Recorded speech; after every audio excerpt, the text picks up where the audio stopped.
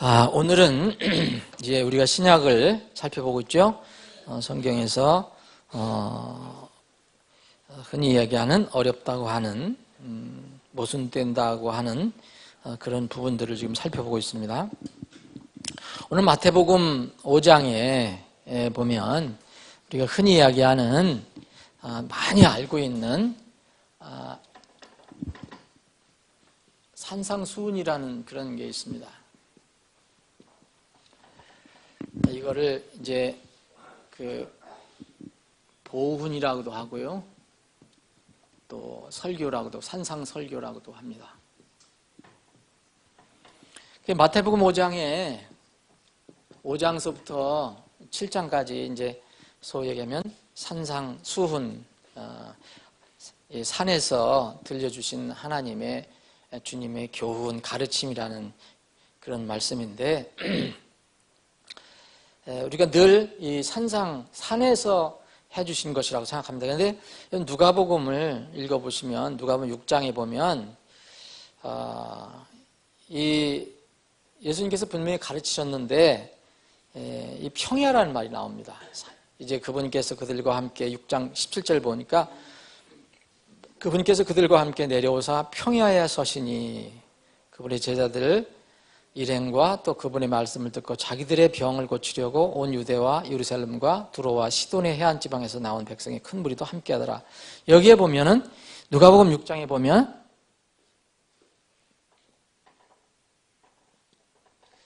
평야라는 말이 나옵니다. 평야에서 가르쳤었다. 평야수.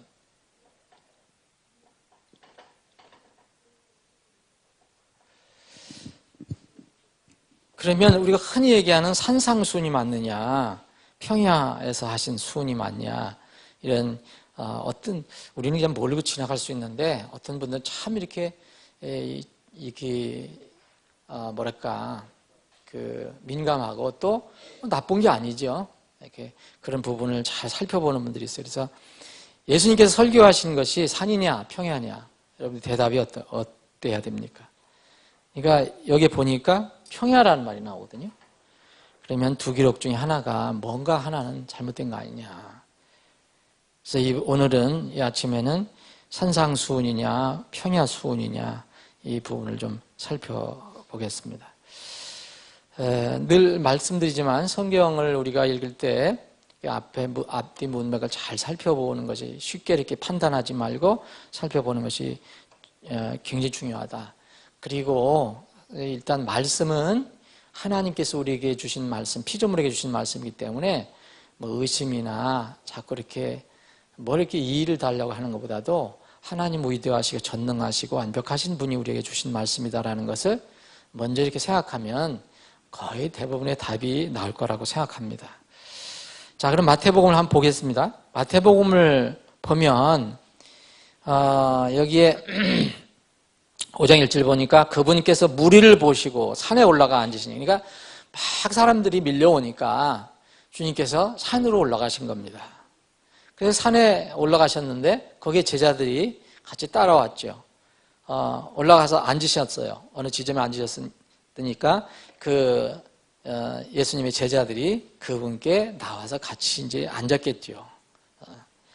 그때 이제 예수님이 이렇게 가르치시기 시작한 것이, 바로 설교하신 것이 바로 마태복음 5장 2절부터 나온 겁니다. 이제 그때 주님께서 입을 열어서 그들을 가르치면서 영에 가라앉은 자, 그래서 이른바 팔복 설교를 거기서 하십니다.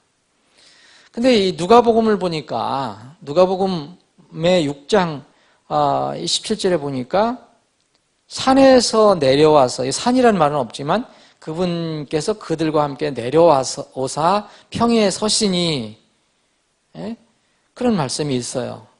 그 내려오셔서, 여기 누가복음 6장 10절에 보면 이 내려오셔서 이제 그분의 제자들에게 이렇게 제자들이 함께 합니다. 다른 사람들도 함께 하고, 그래서 그 뒤로 보면 예수님께서 또 가르쳐 주신 내용이 나와요. 이 마태복음 5장에서 가르쳐 주신 내용과 비슷한 내용을 가르치십니다. 이 두 성경 다음에 이제 이게 어떤 시차를 우리가 이게 어떤 시간의 순서를 보면은 두 성경 다음에 이 6장, 누가복음 6장, 마태복음 5장, 그리고 마태복음 5장, 6장, 7장이 산상순이잖아요. 이 다음 사건이 나온 다음에는 누가 무슨 기록이 나와 있느냐면은 이 로마 백부장이 치료를 받는 장면, 종이 치료받는 장면이 나와요. 그러니까 마태복음에는 8장 나오고 7장까지 산상순이니까. 그리고 누가복음에는 이제 산상순이 길지 않습니다. 하여튼 예수님의 가르침이. 그 다음에 6장이 끝나고 나서 7장에 로마 백부장의 종이 고침받는 사건이 거기에 나옵니다. 그러면은 이 로마 백부장 사건이 뒤에 나오는 걸 보면 이 앞에 있는 거 분명하고, 또 이 마태복음이 산이라고 했는데 누가복음에도 이 누가복음 6장 17절 평야에 서시기 전에 누가복음 6장에도 그 전에 보면 6장 12절에 보면 산에 계신다는 걸 얘기해요. 예수님께서 산에서 기도하신다는 내용이 나옵니다. 그 산이 다 있습니다. 이 평야에도 보면 앞에 산이 있고요. 여기 산에도 보면 산이 있고요. 이 뒤에는, 이 사건이 끝난 뒤에는 로마 백부장의 종이 고침받는 사건이 기록되어 있고요. 이 6장이 끝난 뒤에 로마 백부장의 종이 고침받는 사건이 기록이 되어 있습니다. 그러면은 어느 정도 이렇게 범위가 좁아지는 것을 우리가 알 수가 있는데, 이런 것을 감안해 보면 이 두 기록은 어떤 연속선상에 있는 사건이 아닌가 이렇게 볼 수가 있습니다. 그래서 만약 이 두 사건이 연결될 수 있는 그런 사건이라면 한번 우리가 파노라마를 그려보자. 성경은 연대기적으로 순서대로 꼼꼼하게 기록해 놓은 것이 아닙니다. 그런데 우리가 이런 것을 이의를 제기하는 사람들이 있으니까 이것을 우리가 이해하기 위해서 파노라마를 한번 그려보자. 파노라마는 뭡니까? 이렇게 쭉 그림이 이렇게 연결되는 걸 얘기하지 않습니까? 그 그림을 그려보면 이제 마태복음 5장에 보면 사람들이 막 무리들이 밀려와요. 그러니까 예수님께서 무리들을 뒤로 하시고 이 제자들과 함께 이제 산으로 올라가시죠. 산으로 올라가십니다. 그래서 거기서 마태복음 5장 이하 이제 7장까지 이른바 산에서 하신 설교가 쭉 기록이 되어 있습니다. 산상순이라는 거.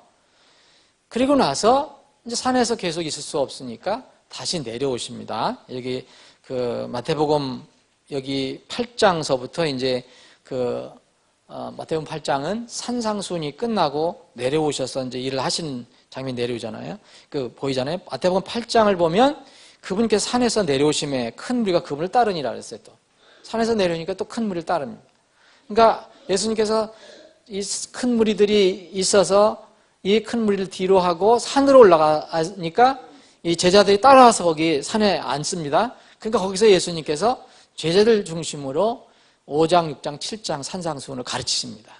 그러니까 이 8장에 보니까 다시 내려오신다 그랬어요. 산에서 내려오셨어요. 근데 그때 또 큰 무리들이 따라왔습니다. 여기서 이제 나병 환자가 고침을 받고 또 백부장이 고침을 받는 사건이 나오는데, 그러면 이 사건 중간에 바로 누가복음의 사건이 있었던 것이 아닌가. 그러니까 누가복음에 의하면 주님께서 산에서 평야로 내려오시니까 거기에 큰 무리가 있었다고 기록을 하고 있습니다. 근데 예수님께서 무리와 함께 있는 제자들에게 다시 가르치신 장면이 나옵니다.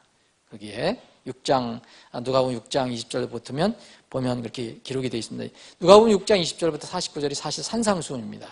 사실은 산상수훈과 비슷한 내용인데 이것은 이제 산에서 가르친 게 아니니까 평야수훈이라고 볼 수 있죠. 이때 내용을 여러분들 보시면 누가복음 6장을 보시면 뭔가 비슷한데 또 다른 것을 볼 수 있어요. 여기 6장 20절 보면, 자, 누가복음 지금 제가 말씀드린 거 한번 볼까요? 누가복음 6장 12절에 보면 산이 나오죠. 산으로 올라가셨죠. 그리고 자기 제자들을 부르십니다. 그리고 17절에 보면 그분께서 그들과 함께 내려오사 평야에 서심에 그분의 제자들이 일행과 이렇게 병을 고치려고 나옵니다. 그래서 병을 고쳐주십니다. 그리고 나서 20절에 보면 그분께서 자기 제자를 향해 눈을 드시고 이르시되 너희 가난한 자는 복이 있나니 하나님의 왕국이 너희 것이기 때문이요. 여기에 이 마태복음 5장에 있는 이 그 팔복의 첫 번째 복을 여기서도 똑같이 얘기하셔요. 누가복음에도. 근데 여러분 잘 살펴보시면 이 누가복음에는 네 가지 복으로 끝납니다. 네 가지 복. 복을 네 가지만 얘기하세요. 여기 20절, 21절, 22절, 23절 네 가지 복을 얘기하잖아요. 근데 여기 마태복음에는 8가지 복을 얘기합니다. 근데 누가복음에는 이 네 가지 복 외에 또 24절부터 26절까지 보면 네 가지 화를 얘기해요. 반대되는 화. 복이 아닌 화. 그러면 이제 이것을 보면 이 사건이 동일한 사건이 아닌 것을 이제 우리가 이제 추측할 수가 있습니다.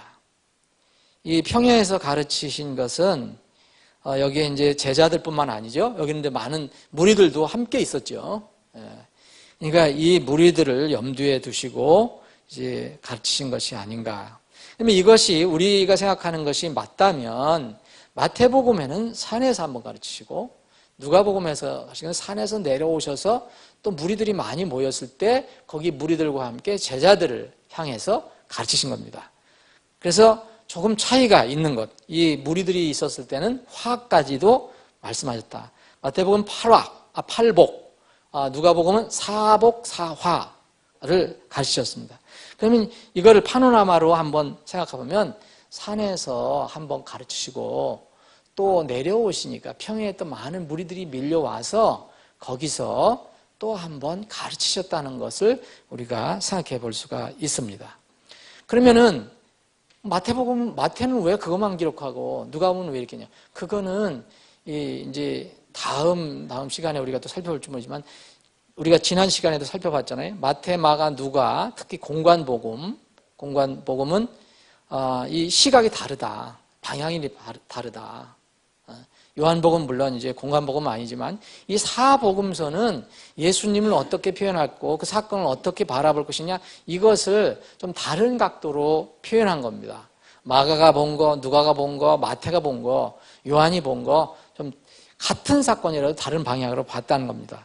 그래서 이 마태, 거기에 마태가 있었고 누가가 있었고 뭐 하더라도 마태는 그 부분만을 강조해서 기록한 거고 누가는 마태가 기록한 것을 빼고 누가 자기가 중점으로 생각한 거 기록한 거고 마태는 누가 있는 것을 빼고 그렇게 기록을 할 수 있다는 거죠.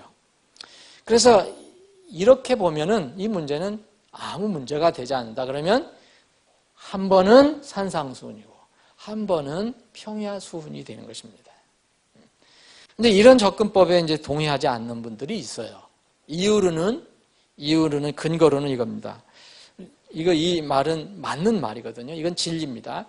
사복음서는 시간적으로 기록된 것도 있지만 반드시 모든 기록이 이 시간 순서대로 기록된 것은 아니다. 이건 맞는 말입니다. 지난번에 우리가 예수님의 그 시험에 관해서 시험 받는 거 우리가 3가지 시험의 순서를 우리가 공부해 봤잖아요. 근데 마태하고 누가는 이 순서가 바뀌었죠, 여러분. 그 첫 번째는 맞지만 두 번째, 세 번째는 바뀌었습니다. 그래서 이 부분을 우리가 살펴봤습니다. 그런데 이 결정적인 우리가 이해할 건 뭐냐면 마태나 누가나 요한이나 마가나 모두 다 예수님의 공생애를 정말 역사에 조금 더 틀림없이 시간적으로 정확하게 기록한 것이 아니라는 것. 그게 중요한 게 아니고 예수 그리스도가 어떤 분인가, 그분이 메시아고 그분이 하나님께서 보내신 세상의 구원자라는 그런 성품과 그런 어떤 그런 인격과 그분이 하신 일 이런 것을 증명하기 위해서 기록한 것이지 역사의 어떤 시간을 맞추기 위해서 기록한 것은 아니다라는 거예요. 그러다 보니까 이제 순서가 다를 수도 있다는 거예요. 근데 굳이 순서를 여러분들이 찾고 싶다면 이 접속사를 통해 갖고 우리가 살펴본 것처럼 마태가 순서가 더 맞을 수도 있겠다. 그리고 우리가 살펴봤죠. 예. 그래서 지금 이 사복음서를 우리가 공부할 때 앞으로 이런 이게 왜 이거하고 틀린 것 같지? 이거 틀리면 이런 사실 대부분 이 사복음서에서는 이런 부분 때문에 그런 것이 참 많습니다. 그것을 기억하시면 좋을 것 같습니다. 그래서 모든 기록이 연대기적으로 순서에서 기록된 것이 아니다. 이런 그 근거를 가지고 이 맞는 말인데 그래서 이것은 이렇게 맞지 않는다. 왜냐하면 이분들이 얘기하는 것은 주님께서 산에서 평야에 내려오셔서 이렇게 사람들을 이렇게 고통받는 사람들을 고치신 내용이 이거 누가복음 6장 17절부터 19절까지 끼어 있습니다. 그리고 예수님께서 사화를 가르치신 그 교훈이 6장 20절부터 길게 기록이 되어 있어요. 그러니까 이것이 누가도 반드시 순서라고 볼 수는 없다. 시간의 순서라고 볼 수가 없다. 그러니까 그렇게 주장하는 것은 이제 동의할 수가 없다. 이렇게 얘기합니다. 무슨 얘기냐면 누가복음 6장 20절부터 그분께서 자기 제자들 향해 이렇게 했을 때 이것이 왜 꼭 17절에 있는 평야에서 가르친 거라고 생각하느냐 이런 얘기입니다. 요거는 평야에서 거기서 고치신 거하고는 또 다른 거 아니냐. 이건 산에서 가르친 것이 있을 수 있지 않냐. 그렇게 보면 그럴 수도 있다는 거죠. 누가복음은 순서대로 꼭 기록한 것이 아니기 때문에. 근데 이제 아까 우리가 앞뒤에 그런 어떤 사건들을 보고 또 여러 가지를 이제 감안해 보면 이것은 마태가 기록한 산에서 예수님께서 가르치신 것을 누가가 이렇게 기록한 것이라고 보기는 좀 어려운 부분들이 있다. 그래서 이 마태복음과 누가복음의 기록은 이제 분명하지만 그래서 시각을 달리해서 이렇게 기록했다. 똑같은 것이지만 그렇게 할 수도 있겠지만 이제 내용이 좀 많이 차이가 있고 또 이 앞부분에 있는 사건, 뒷부분에 있는 사건 그리고 또 하나 결정적인 사건이 이게 마태복음에는 그 예수님께서 제자들을 임명하신 것이 그 산상수훈을 끝내고 나서 불러서 임명하셨어요. 네? 그런데 여기 누가복음은 이 제자들을 임명하신 뒤에 또 이게 평야수훈을 하셨거든요. 그러면 이 제자들 임명하신 것이 정말 순서가 아니라고 한다면 어쩔 수 없지만 이것을 어느 정도 감안을 한다면 이것은 제자들을 임명한 것을 우리가 시점으로 맞는다 생각하면은 평야수훈과 이 산상수훈은 다른 것이다. 그래서 누가복음은 그냥 평야수훈으로 하는 것이 맞을 것 같고 마태복음은 말 그대로 산에서 하신 기록이다, 가르치심이다 라고 하는 것이 이제 정설입니다. 정설. 그런데 이 사건에서 마태복음 사건과 누가복음 사건을 완전하게 순서적으로 이것을 뜯어 맞추기가, 이 조합을 맞추기가 어렵다는 거. 그건 정말 이런 것을 예수님께서 공생의 사건을 기록한 이 사복음서를 그대로 순서대로 많은 학자들이 시도를 했거든요. 이게 책도 나옵니다. 이렇게 새 사복음서를 비교한 책까지 나와요. 2권 책까지 나오는데 시도를 했는데 완전하게 못 맞춥니다. 어떤 사람도 맞출 수도 없었고요. 그렇게 되면 이제 의심을 할 수밖에 없는 거예요. 성경을. 그래서 완전하게 맞춘 사람도 없고 앞으로도 맞출 사람도 없다. 그래서 이게 사실 이 시차적으로 보면 이 연대기적으로 순서로 보면 이거는 정말 난해한 문제 중에 하나입니다. 그래서 어떤 사람은 이거 조금 이렇게 살펴보고 그리고 조금 연구해보고 성경 기록이 하나님 말씀이 과연 맞냐 이렇게 의심하는 사람들이 생기게 됐습니다. 근데 우리 그 사람의 머리에 머리는 늘 말씀드리지만 사람의 머리는 여러분들과 제 머리는 항상 한계가 있다는 것. 이 여지까지 인류 역사상 대단한 인물도 완전한 인물 한 사람도 없었다. 그러니까 우리는 여전히 피조물이고 이 성경 말씀을 우리에게 주신 분은 전지전능하신 완전한 하나님이다. 창조주다. 그 사실은 그 하나님과 완전한 창조주 하나님과 피조물 우리와 그 차이가 있다는 것은 영원한 진리고 이 갭은 메꿔질 수가 없습니다. 우리가 하늘에 가도 마찬가지입니다. 하늘에 가도 우리는 피조물이지 영화로운 몸으로 되는 것뿐이지 우리가 하나님이 되는 것은 아닙니다. 우리는 피조물이라는 거. 그래서 그 사실을 이렇게 늘 염두에 두고 겸손한 마음으로 말씀을 읽으면 사실 말씀이 의심이 되는 것보다도 나에게 더 은혜가 되고 격려가 되고 힘이 됩니다. 우리가 혹시 머리로, 우리 이성으로, 우리 논리로 진짜 아무리 생각해도 이거는 이해가 안 된다. 이건 뭔가 문제가 있는 것이 아니냐. 이해가 안 된다. 그런 사실이 분명히 있다 하더라도 그런 사실이 하나님의 이 성경이 하나님의 참된 말씀이라는 그 대진리가 바뀌는 건 아닙니다. 그건 바뀌려고 하는 사람, 바꾸려고 하는 사람들의 문제가 있는 거죠. 우리가 이해 못한다고 성경 말씀이 하나님의 말씀이라는 것, 진리라고 선언한 것, 이것이 바뀌지는 않는다는 겁니다. 지옥이 없다고 아무리 지금 논리로다가 무슨 과학적인 방법으로 여러 가지 동원해서 맞아, 없어. 우리 논리로 이성으로 이렇게 결정을 한다 하더라도 그 사실이 지옥이 없다는 것을 보장하는 것은 아닙니다. 하나님 말씀은 빛이 있어라 하면 빛이 있었고요. 그렇잖아요? 뭐가 있어라 하면 있었어요. 우리에게 숨을 훅 불어넣으시니까 우리가 살아있는 혼이 되었습니다. 이게 하나님입니다. 그래서 성경을 읽을 때 정말 우리가 이렇게 공부를 하더라도 이제 신약 조금 더 하고 이제 맞춰야 되는데 이게 아무리 공부를 해도 이 공부하는 거로 해서 그래서 성경이 100% 하나님 말씀이야.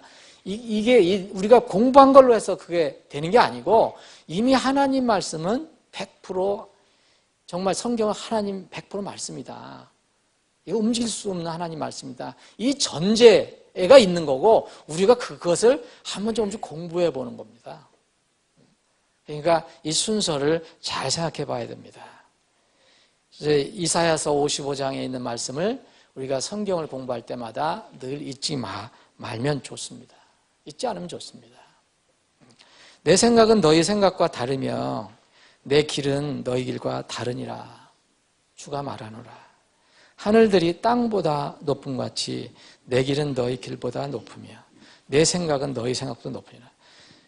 보세요. 여기에 하나님의 생각, 우리의 생각 다르다고 그랬습니다.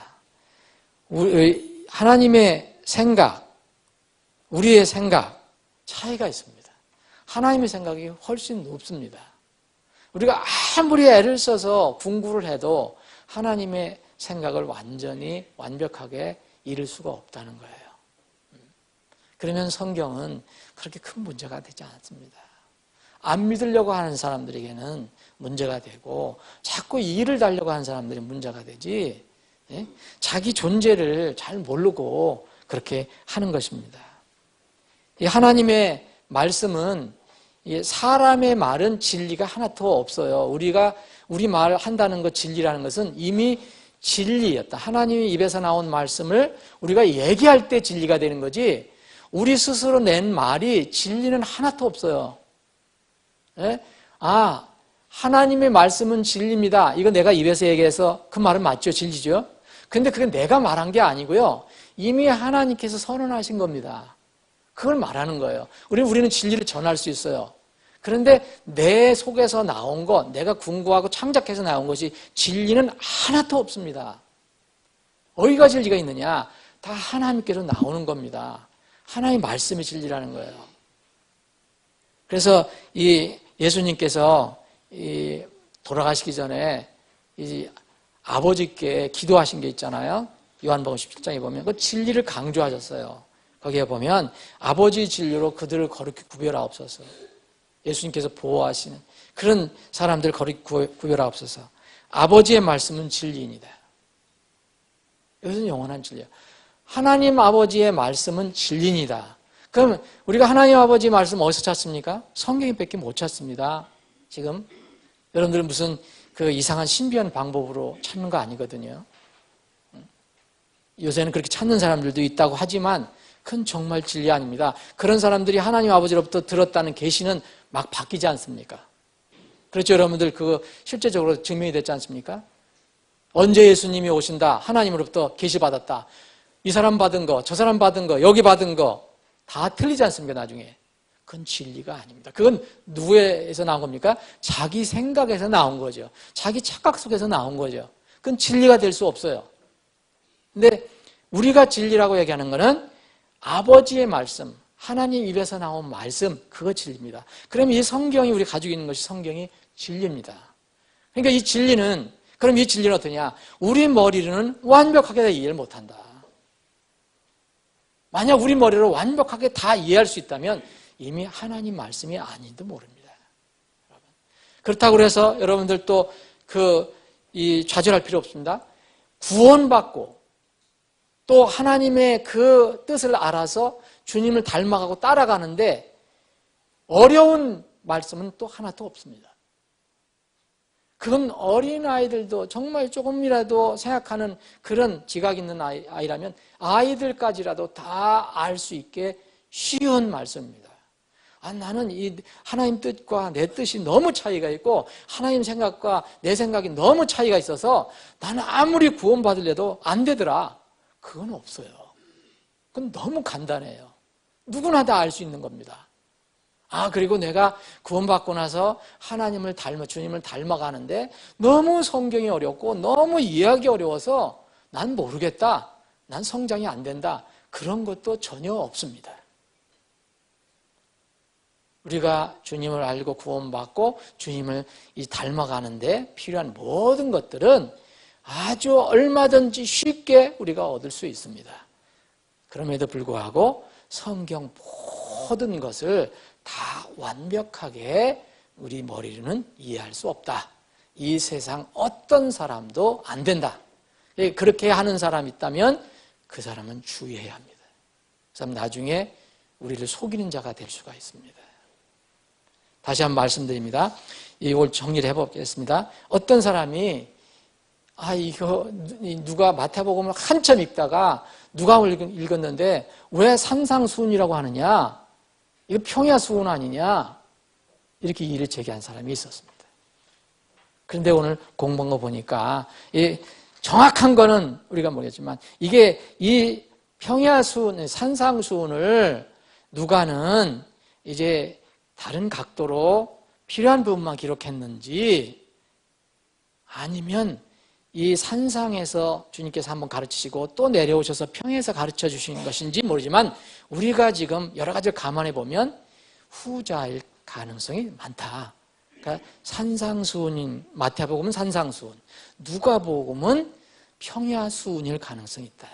그래서 내용도 이렇게 차이가 있고 또 이 사건을 이렇게 보면 이렇게 파노라마 형식으로 기록이 된 것이다. 그래서 마태복음은 주님께서 산에 올라가셔서 제자들에게 가르치시고 그 다음에 이 산에서 내려오셔서 평야에서 무리들이 많이 몰려올 때 제자들과 함께 또 그 무리들에게 평야에서 가르쳐 주신 내용이 누가복음 6장에 있는 거. 이건데 마태복음 5장, 6장, 7장에서 기록된 그 산상수훈과 비슷한 내용이지만 똑같은 내용이 아니고 이 누가복음에는 화까지도 포함된 그런 가르침이라는 것. 이 정도 알면은 큰 문제가 없을 거라고 생각합니다. 여러분 이렇게 안다고 이 두 구절이 의심이 돼서 이제 여러분들 이 말씀이 잘 들어오지 않습니까? 그러지는 않을 것입니다. 의심할 사람들이 그렇게 하는 겁니다. 그래서 혹시 누가 이게 기독교를 이렇게 자꾸 이렇게 말씀을 의심케 하고 이렇게 비판하는 사람들은 끝이 없어요. 그런 사람이 있으면 마태복음 산상수훈이고 누가복음 평야수훈이다. 그렇게 나누시면 큰 무리가 없을 거라고 생각합니다. 아버지 하나님, 오늘도 모이게 하시고 말씀을 나누게 하시니 감사합니다. 주님, 주님께서 공생의 시작을 하실 때 산에서 가르쳐 주신 내용과 그리고 내려오셔서 평야에서 가르쳐 주신 내용, 그 부분을 저희들이 그 차이를 좀 살펴봤습니다. 많은 사람들이 말씀 자체에 대해서 의심을 하는데 먼저 자신을 바라보고 자신이 어떤 존재인가, 자신이 피조물인 것을 절감하게 하시고 그리고 살아계신 창조주 하나님을 바라볼 때 이런 모든 의심과 또 이 걱정 같은 것들은 다 사라질 것으로 믿습니다.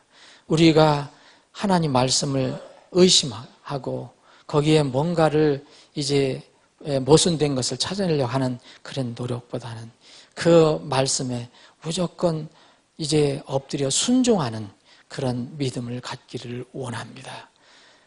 하나님 입에서 나오는 말씀은 진리 그 자체이기 때문입니다. 우리에게서는 결코 스스로에게서는 진리가 나올 수가 없습니다. 진리를 따라 살게 하여 주시옵소서. 거룩하신 예수님의 이름으로 기도합니다. 아멘.